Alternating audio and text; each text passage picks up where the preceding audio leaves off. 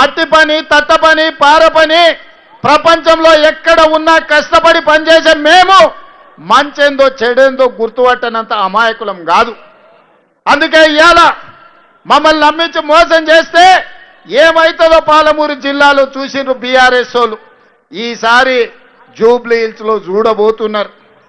అందుకే మిత్రులారా, వాళ్ళు చెప్పే అబద్ధాలు, వాళ్ళు లేవనెత్తుతున్న సమస్యలు, దీనికి వాళ్ళే కారణం కాదా? మీరు ఒకసారి ఆలోచన చేయండి. 10 ఏళ్ళ అధికారంలో ఉన్న వాళ్ళు 2 ఏళ్ళు కూడా మేము పూర్తి చేసుకోలే. ఈ ప్రాంతంలో 14,159 రేషన్ కార్డులు ఇచ్చింది కాంగ్రెస్ పార్టీ కాదా? అడిగిన వాళ్ళందరికీ రేషన్ కార్డులు ఇచ్చింది కాంగ్రెస్ పార్టీ కాదా?